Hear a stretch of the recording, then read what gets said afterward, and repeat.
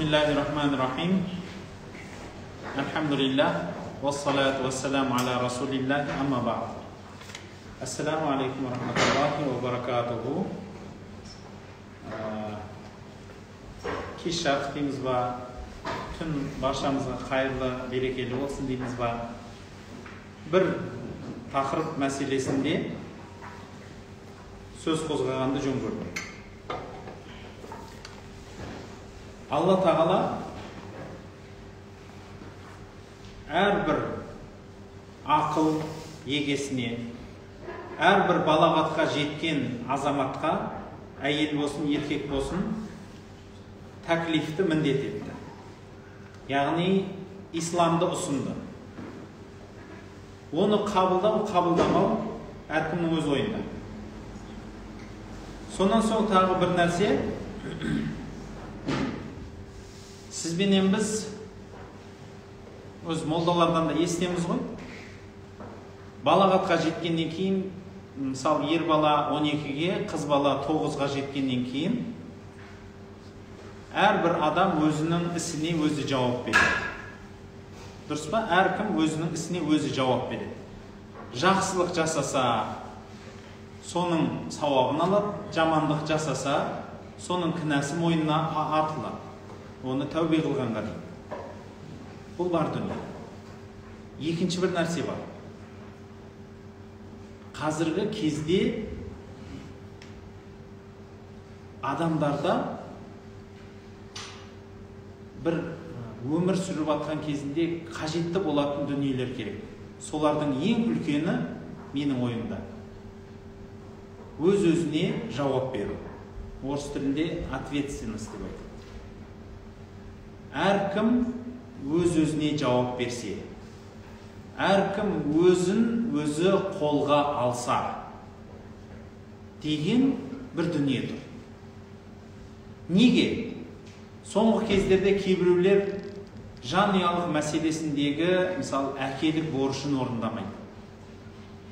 Кейде әйелдер өзінің әйелдік борышын орындамайды. Кейде шәкірт өзінің борышын орындамайды. Кейде ұстаз өзінің дұрыс борышын орындамайды.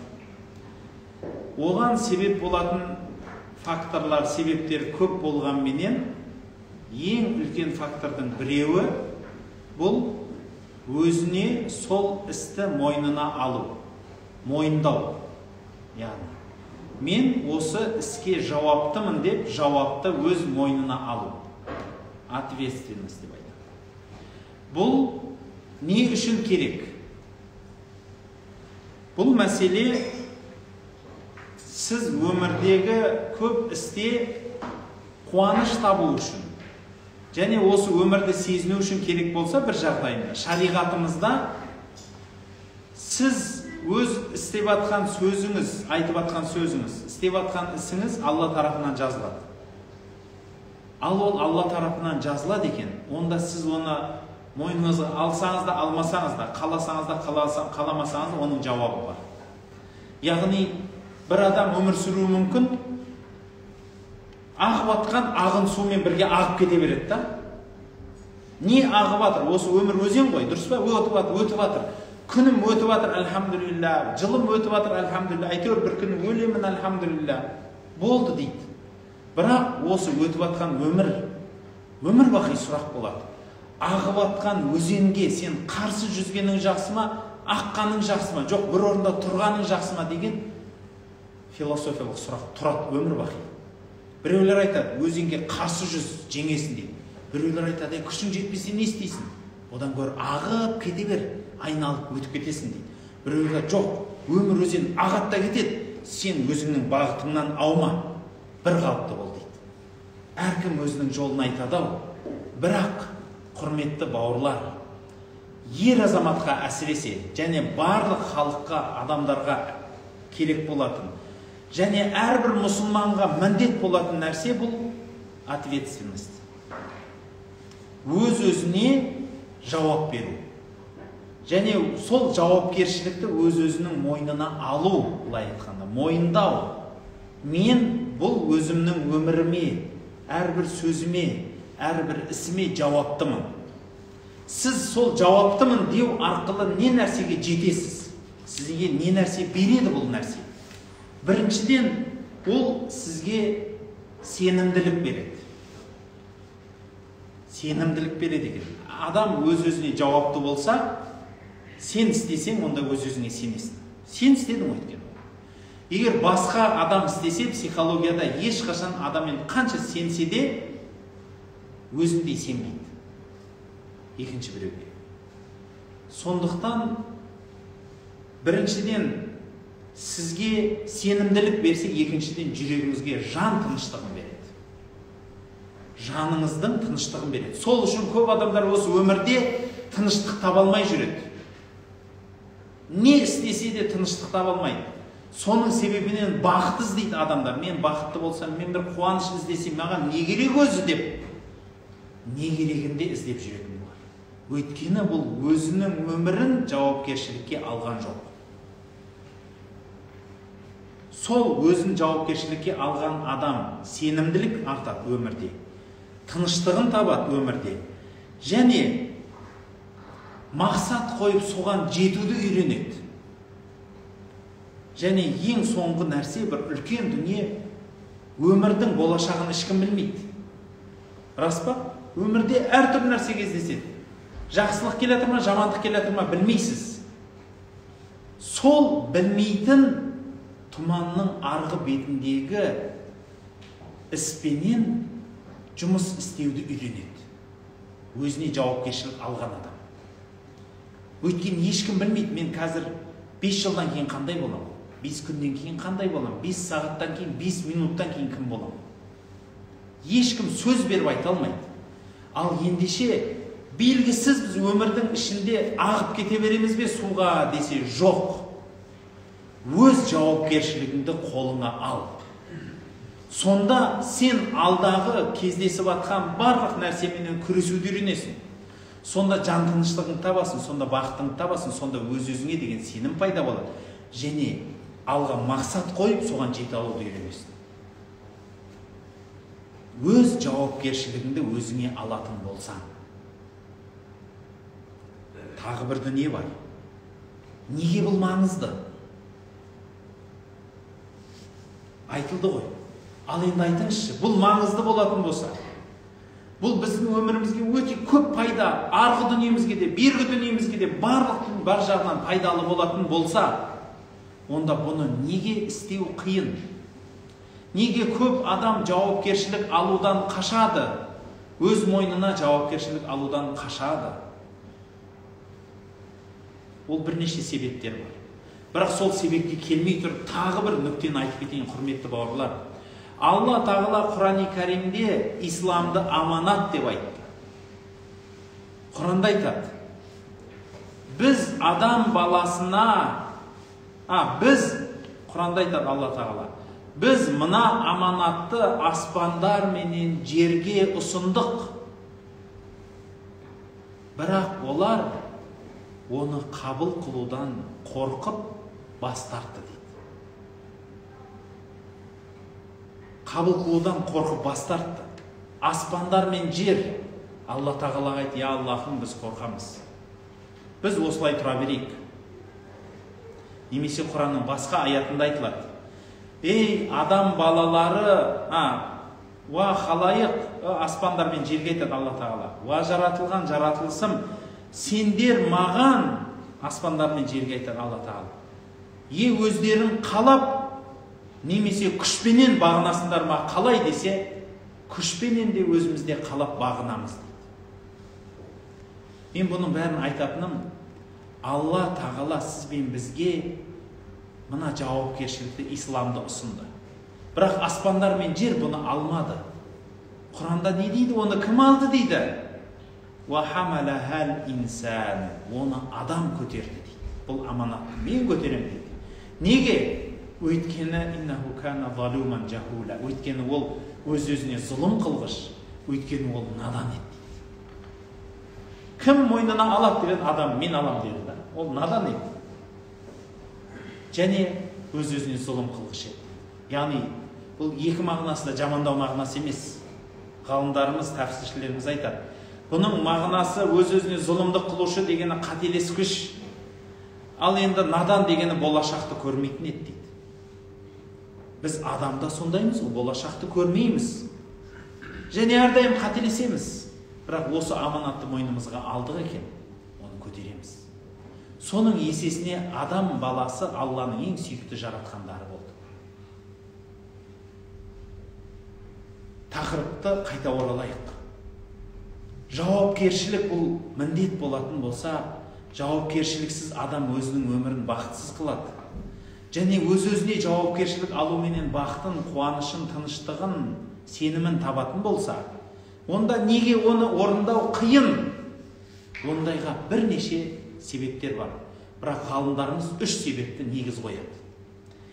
Ең үлкен бірінші себеп үйреніп қалған әлсіздік. Адам бұл өмірде таяқ жейді, бір нәрсені істесе. Сосын сол таяқ жегеннен кейін одан сабақ алмайды. Ойлайды, таяқ жедім болды, оны істемеуім керек деп ойлайды. Сөйтеді да қорыққаннан істемейді, таяқтан қорқады. Бір адам мақсат қоймайды алдына. Сен неге мақсат қоймайсың, неге мынаны істемейсің десе, ой дейді, барлық нәрсе сатылады, барлық нәрсе таныс арқылы, ондай, мұндай. Неге істемейсің десе, басқа себептерді айтады. Бірақ істеп көрдің ба десе, кішкентаяқ көреді. Немесе ана пәленше істеді ғой дейді, біреуден көре салып, өзі ұрынбайды. Яғни болмай жатып жеңіледі. Істемей жатып, Алланың алдында қадам қойып, тәуекел қылмай жатып бас тартады. Ең бірінші адам жауапкершілікті өз-өзіне сезіне алмай қашуының себебі ол жеңілу, әлжуаздық, немесе үйреніп қалған әлсіздік. Ол үйреніп қалғанда әлсіз болуға. Болды. Мен күреспеймін, сумен ағып кете берейін. Көп адамдар ойлайды тіпті, сабырлық деген сөз, ол біреу келіп сенің басыңнан бір ұрса, сабыр қылдым деп отыра беру дейді. Ол сабыр қылу емес ол. Ол қорқақтық ол.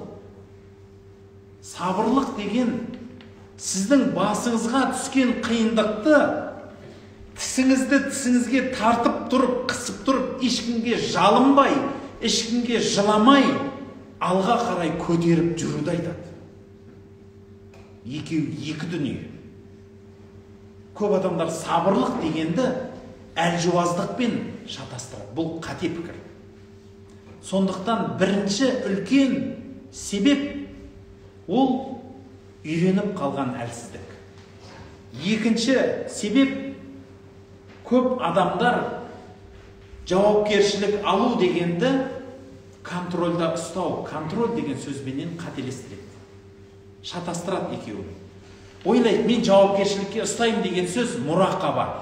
Әрдайым өз-өзімді аңдып жүруім керек деп ойлайды. Ол мүмкін емес нәрсе.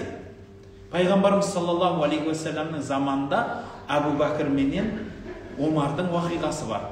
Омар бір күні Әбу Бәкірге жылап келеді. Сосын айтады Әбу Бәкірге, Әбу Бәкір Омарға қарап, неге жыладың, не жылатты сені деген кезінде, бауырым, мен мұнафық екенмін, Алла тағала, Құдай тағала мені ұрып қойған адам екен, мен құрыдым дейді. Не болды, айтшы десе, мен білесің ба дейді. Өзіме ойланып қарасаңшы, өз-өзін зерттейтін адам ғой. Өзінің сезімін, өзінің сенімін, өзінің іс-қимылын, өзінің сөзін, бәрін жауапкершілігінде қарап зерттейтін адамның сөзі.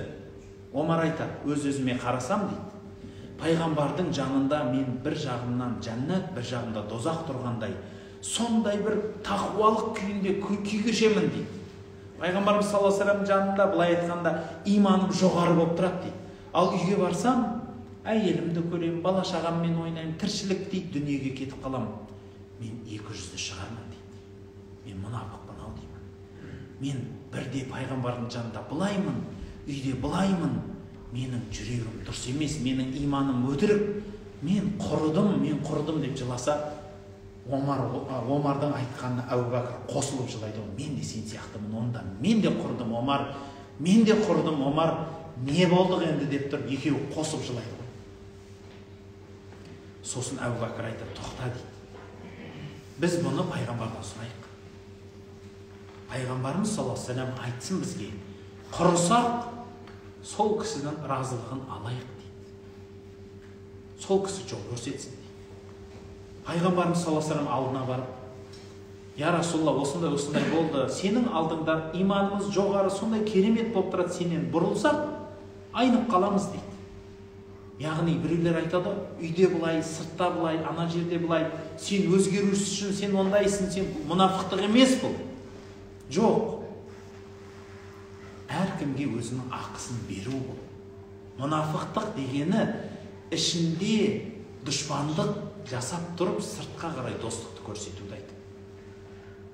Іште кәпірлігін жасырып, сыртқа имандылығын көрсетуді айтады. Құдай содан сақтасын. Сонда пайғамбарымыз саллаллаху алейхи вассалам айтады, жымиып, егер сендер менің жанымда имандарың қалай жоғары болса, үйде де сондай болғандарында сендер менен періште келіп амандасатын еді дейді. Яғни сендер басқа әлемде өмір сүретін едіңдер деген. Бірақ сендер етпенен сүйектен жаратылған адамсыңдар деп жай ғана жымияды. Яғни адам баласы бір қалыпта тұра алмайды. Дұрыс. Мен айтпақ болғаным осы хадистің мысалында. Өз-өзінің өмірін, өз-өзінің ісін, сөзін жауапқа алу деген сөз, ол өз-өзінің барлық нәрсесін контрольда ұстау емес. Ол мүмкін емес нәрсе. Сіз білмей қателесіп қоясыз, білмей сөз айтып қоюыңыз мүмкін, білмей қарап қою мүмкін, білмей естіп қою мүмкін, білмей істеп қою мүмкін. Өз-өзіңе әлің жетпейтін жағдайлар болып қалу мүмкін. Тіпті сенің күшің жетпейтін дүние көп. Мысал айтайын, көп адамдар айтады, бизнеста, сен бизнеста алға мақсат қойсаң болды, сен жетесің, бәрін істейсің, ана мынау дейді. Бірақ миллиардер, миллионер болған адамдардан сұраңызшы, сен қалай миллионер болдың, сен қалай миллиардер болдың деп сұраңызшы. Ол ешқашан айтпайды, мен тура мақсат қойдым, сызып қойған сызығымнан сызбай, айнымай жеттім, барлығы орындалды деп айтпайды. Жоқ, ол 1000 рет қателеседі. Мүмкін 999 рет қателеседі, әйтеуір біреуінде жеңіске жету үшін. Ол жеңісті кім береді? Өзі ма? Жоқ, ол жеңісті Алла береді. Ал ол әрекетінен табады. Яғни сізбенен бізден әрекет, Алладан берекет деген міне мәселе қайда жатыр. Сен егер әрекетіңнен тынбай талмасаң, алға қойған мақсатыңнан қайтпасаң, сен жетесің. Алла саған береді.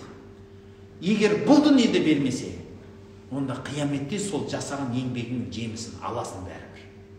Сол үшін мән жадда уәжада дейді. Кім іздейді, табады. Сол үшін айтады пайғамбарымыз саллаллаху алейхи вассалам, немесе Құран-ы Кәрімде де, расында да, Құранда да айтады, инналлаха ла юдиу ажрал мухсинин.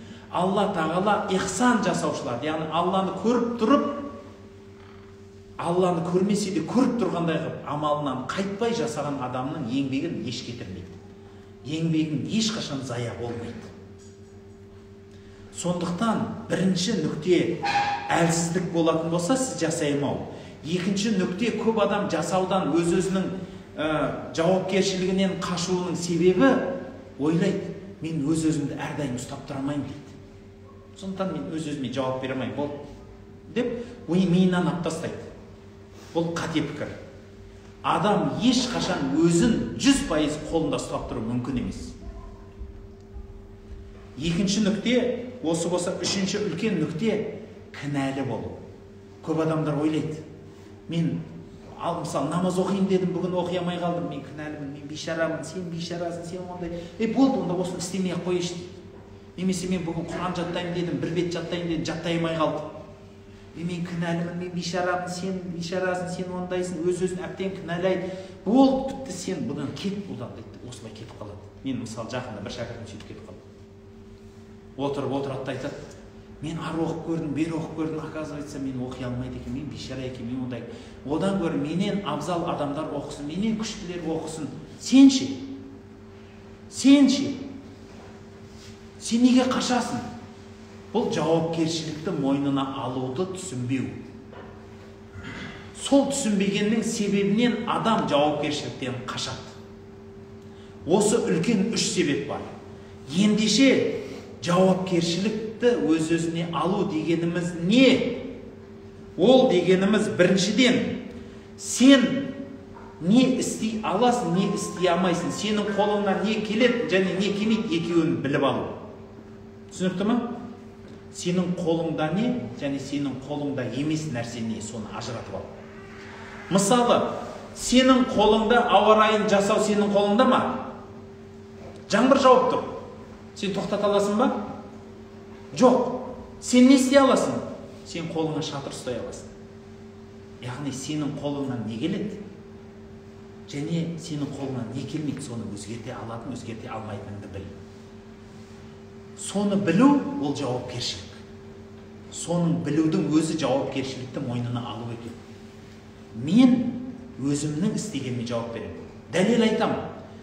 Кезінде бұл үлкен уақиға, піл уақиғасы, мультфильмінде көрген боларсыздар. Піл уақиғасы деген, Құранда піл сүресі деген сүре бар. Оқып көріңіз.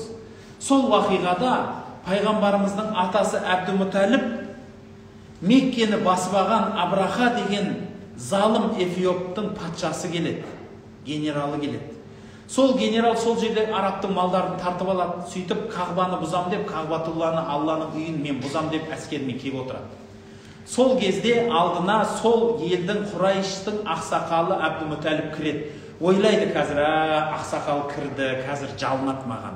Мына Қағбаны бұзбашы, мешітті бұзбашы деп жалынады ғой дейді. Енді айта бер ақсақал, айт десе, түйелерімді қайтарып берші дейді. Таң қалады. Бишара дейді. Мен сені сондай ақсақал, елдің ағасы деп сыйлап отырсам, сен өзіңнің түйелеріңді сұрағаның не? Сен елдің қамын сұрамайсың ба? Неге мына мешітімді бұзайын деп атсың, мешітімді бұзба деп жалынбайсың ба деген кезде айтады. Мешіт Алланың үйі. Алланыкі дейді. Түйе менікі дейді. Сен менікін маған берсей дейді. Ал анаған менің күшім жетпейді. Рас. Өйткені оны өзгертуге оның әскері жоқ. Бір ауыз сөз айтайын десе, ол Эфиопиядан келіп тұрған адам. Ойлаңыз, Мекке менен Эфиопияның, Йеменнің арасы, өз Эфиопиядан Йеменге келіп, Йемен жерінен Меккеге келеді. Екеуінің арасы пәлен километр. Сол жерден 90 мың, 80 мың әскер жинап келген адам бір ауыз сөзге бұзбай қойса, мақұл бұзбай қоям деп кетіп қалады деп ойлайсыз ба? Жоқ, ол барлығын есептеп, бұзам деп ниетпен келіп отыр. Оның сұрастырып та көрді, ол ниетінен қайтпайды. Халық жалынса, одан сайын құл қылайын деп отыр. Біліп тұр оны, біліп отыр. Ал не істейді енді? Өзінің қолынан келетінін істейді. Жауапкершілік деген сөз сенің қолыңнан не келеді, және сенің қолыңнан не келмейді, соны білу. Бір. Екінші, жауапкершілікті алу деген сөз ол сенің істеген ісің, немесе істемеген ісің, әйтеуір сенің жасаған амалыңның барлығын түсініп, мойындау, қабылдау. Мысал, сен қате жасап қойдың, күнә жасап қойдың, сол күнә екенін мойында және қабылда. Сен дұрыс істедің, әлхамдулилля, қабылда соны. Яғни осыны мен істедім деп мойындау жауапкершілік.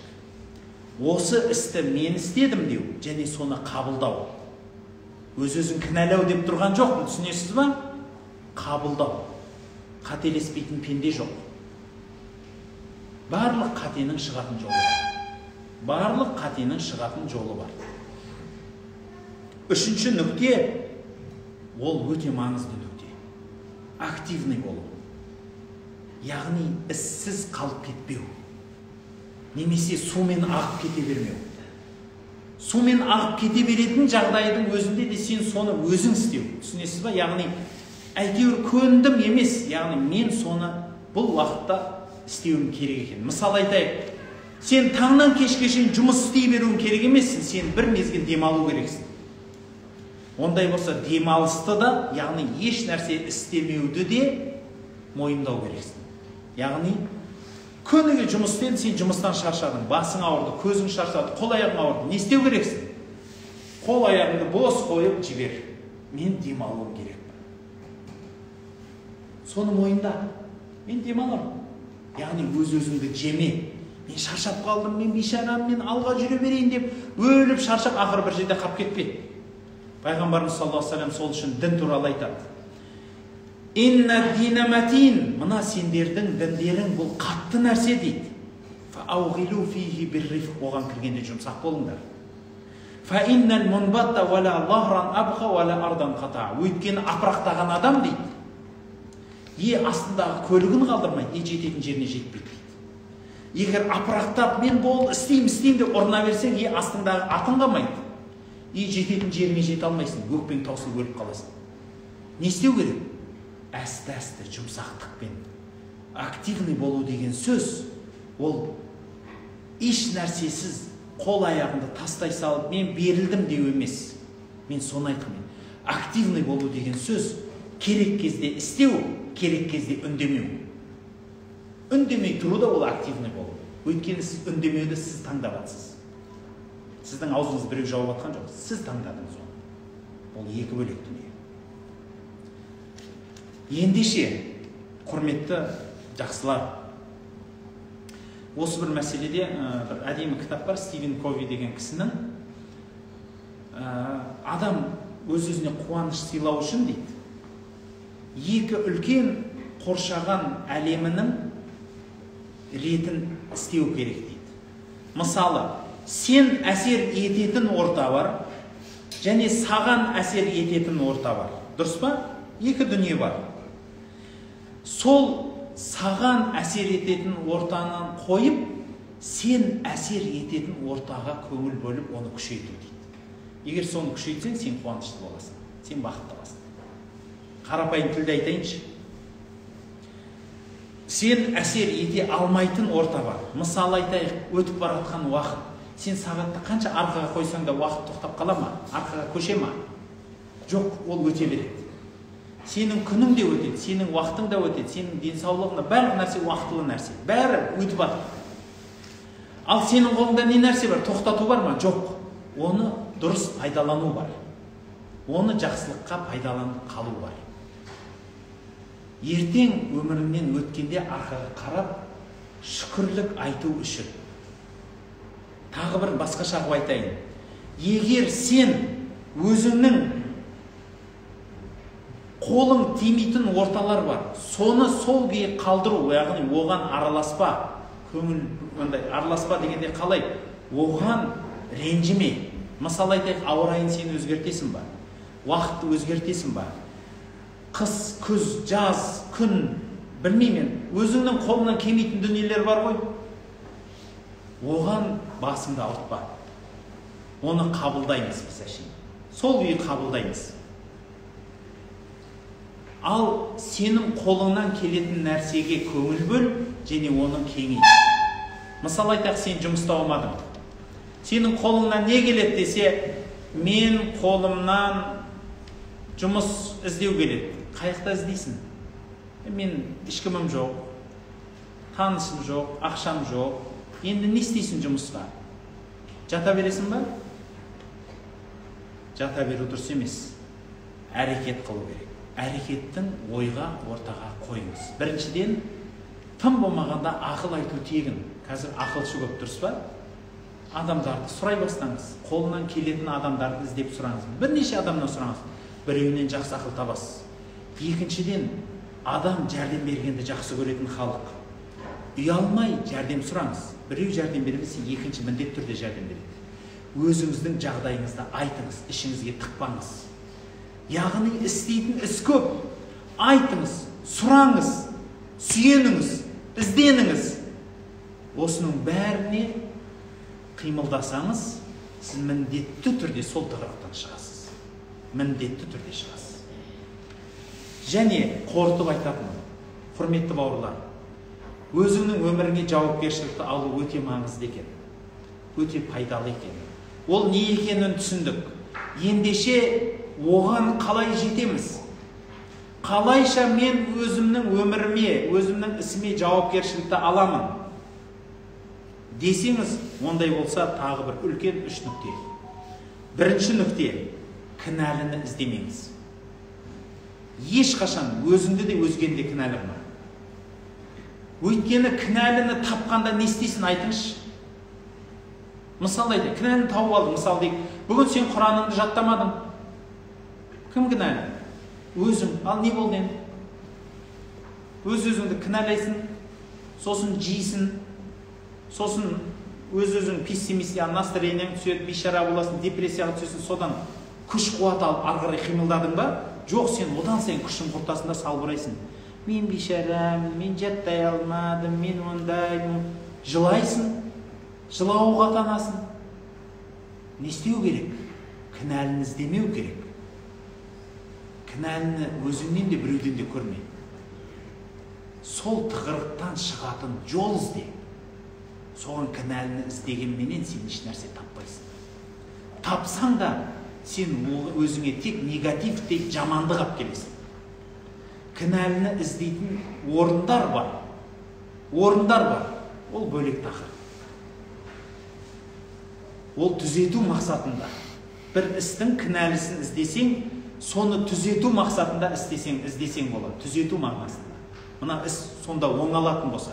Ал егер сол іс кінәлін тапқанменен оңалмайтын болса, оны іздеп басыңды қатырма. Сен кінәліні тапсаң, керісінше сен өзіңе депрессия, өзіңе жамандық, негатив аласың. Және алға қадам басудың орнына сен кері кетесің. Екінші үлкен нүкте, өзіңнің әсер ете алатын және әсер ете алмайтын шекараңды сызып ал. Сенің қолыңнан не керек? Бір іс тұр, бір іс болды, бір уақиға болды. Сол кезде күйгелектеніп, ай болды, бітті, өлдім, күйдім емес. Менің қолымнан қазір не келеді? Астырып жіберме де, сен өзіңді кемітіп тастама. Мен қолымнан не келеді? Мен бейшарамын, мен бейшара құл. Жоқ, тоқта. Жина өзіңді. Әр іске ақылмен, оймен қарау керек. Ақылмен, оймен қарап, менің қолымнан қазір не келеді? Ұмытып баратсаңыз, қолыңызға қалам алыңыздар, жазыңыз. Біріншіден, екіншіден, үшіншіден, анан қайта-қайта оқып, ойлансаңыз, шығады тағы да не келетіні. Осылайша көптеген нәрсе. Егер ол істі не келетінін көре алмай жатсаңыз, психолог маманменен, белгілі бір адаммен жолығыңыз. Өйткені сіз тұрған жағдайменен ол жағдайды өзгертуіңіз керек. Пайғамбарымыз саллаллаху алейхи вассаламның мысалын айтам ол жерде. Сен егер ашулансаң дейді, отыр дейді. Тұрып тұрсаң отыр, отырсаң жат, жатсаң тұрып кет, жүгір дейді. Яғни қал күйіңді, жағдайыңды өзгерт дейді да. Егер сол бір қалыпты отырсаң, сен сол жерден шығамайсың. Түсінікті ғой, көрінісіңізді, жүрісіңізді, ісіңізді өзгертсеңіз, ойыңыз өзгереді. Ойлауыңыз өзгерген екен, ана тығырықтан шығудың жолы көрінеді. Сондықтан екінші нүкте, не істей аласың, не істей алмайсың шекараңыз. Үшінші маңызды бір ауыз сөзбен айтылатын нәрсе, мақсат қойып, жоспар қойып қимылда. Немесе активный бол. Үш үлкен нүктемен сіз жауапкершілікті өз қолыңызға аласыз. Біріншіден, кінәліні іздеме. Екіншіден, шекараңды біл. Үшіншіден, активный бол. Осы үш нүктеменен сіз өз жауапкершілігіңізді өзіңізге аласыз. Неге айттым, құрметті бауырлар? Бұл дүниеде Алла тағала сізбенен бізге исламды аманат қылды. Бұл дүниеде сізбенен біз әрбір айтқан сөзімізге, әрбір айтқан ісімізге жауап береміз. Екі иығыңызда екі періште тұр, жақсылығыңызды, жамандығыңызды жазып жатыр. Сондықтан сіз жауапкершіліктен қашсаңыз да одан құтыламын деп ойламаңыз. Ендеше мынау ағып атқан өзен суменен өзіңді тастай салып, аққан ағаш сияқты ақпай, әрбір ағысыңды өзің қалап істе. Өзіңнің қалауындағы зат болатын болса. Сондықтан жауапкершілікті, бұл өмірдің жауапкершілігін, әрбір ісіңнің, әрбір сөзіңнің жауапкершілігінің өз қолыңа ал. Сонда, құрметті бауыр, сен кәміл мұсылман боласың. Сонда сен жетістікке жетесің. Өміріңнің тыныштығын, өміріңе деген береке табасың. өміріңе деген сенім табасың және бақытты боласың. Субханакаллахумма бихамдик, ашхаду ан ла илаха илля анта астағфирука ва атубу илейк. Я Аллахым, елімізге тыныштық, жұртымызға амандық бер, ісімізге береке бер. Я Аллахым, осы медресемізге бақ береке бер. Оқып атқан шәкірттерімізге зейін бер. Тіл көз бәле-желеден аман қыл. Медресемізге қызмет қылып жатқан әрбір жанға сол медресенің ішінде қызмет етсін, сыртында болсын.